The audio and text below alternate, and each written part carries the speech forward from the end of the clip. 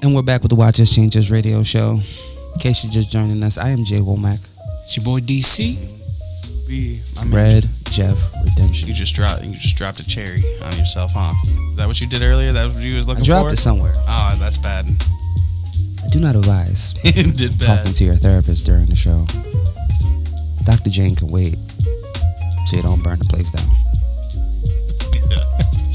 Thank you for tuning in with us this lovely Friday evening. Don't look at me like I'm crazy. The weekend is here. We're already in March. I know.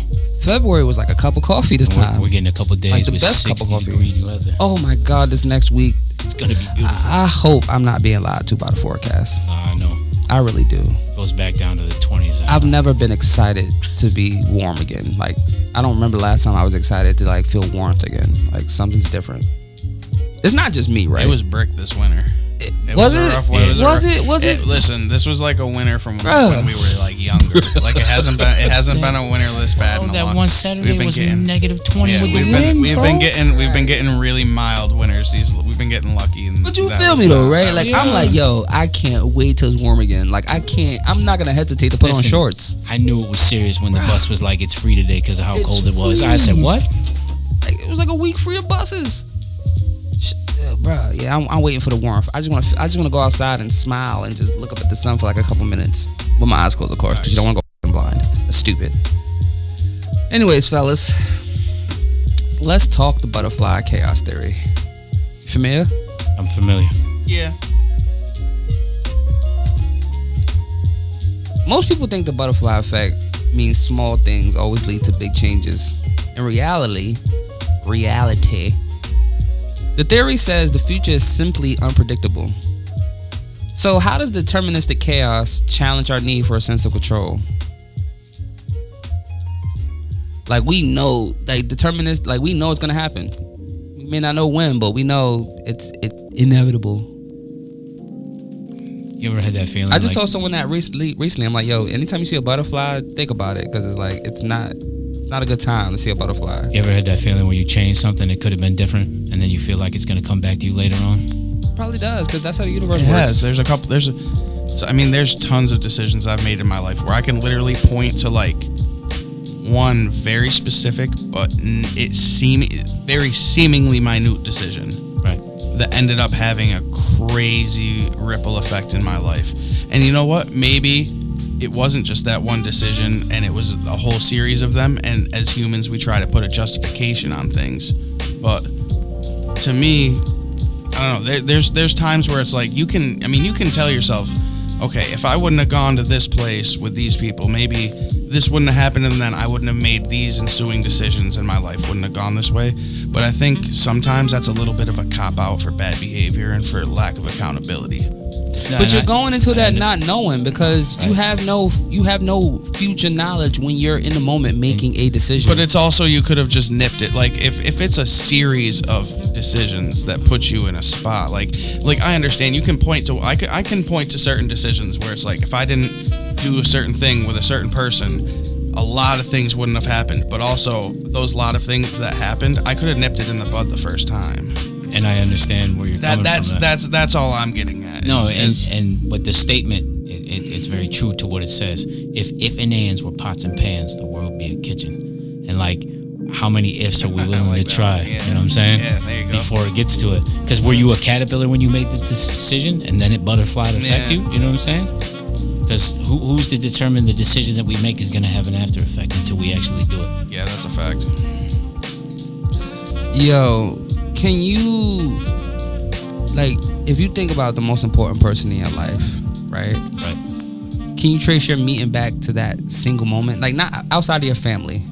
Like, yo, I was late to work one day, I met this person, or I was, caught a flat. This person happened to come along. Like, where are those stories? This temple right here is an example of that. I had lost somebody in music that was very close to me, and when that door closed, another one opened, and I met Dev. And like that whole transition, it wasn't like I designed it to be that way. It was just, it went from one thing to the next, and it was like it filled this void that I was already missing when it happened, and I didn't know it yet. And now here I am. You know what I mean? So Among the greats. Right. And it's wild. All the people on their way to be great. You don't think about it when you're actually like, when you have that moment of the initial loss, you're like, man, how am I going to fill this void? Like, because that person meant so much to me. Mm-hmm. You know what I mean? And then now I got to reminisce all this, and how's it going to feel? And then somebody comes along and you just meet them at this moment. And it's like, whoa, how did that happen? I didn't plan for this. You know what I mean? And it's just a surreal moment. Can either of you speak to days, like the cloudy days in your life that, like turn like a positive note on the cloudy days, like they shaped your life? Like something was going bad and then it turned? Yeah. Or just in general. I mean, that's the reason I'm resilient. That's the reason I'm still here. I survived. All my days like that involve around being unemployed. I survived it. Got tough. I almost got music famous from doing McDonald's for the rap, the all-day breakfast rap. That was like a whole surreal moment. I was having a bad day training people, and things turned into another. You're going to have to rap that for us. Yeah, I know. It's a little procedure I need you to follow. It's so easy. You can learn by tomorrow. Hash brown, round, muffin, sausage, all-day breakfast isn't worth up tossing. They had me write it down. They had a ghetto copyright to myself. And like, this might come from something from it. And then I had to take a training video for it. Like, and it was just surreal. And I was at that moment where like, maybe I should just stop doing music. And then, you know, it just hit me with maybe you should keep doing it. And it was just like a surreal moment for the day. Like, and then I just ate it up because like I didn't think it was gonna be, you know, turning into something else. And all it was a procedure that was written down. I just turned it into a rap to make it so everybody else could follow it. Just easy. I don't know who.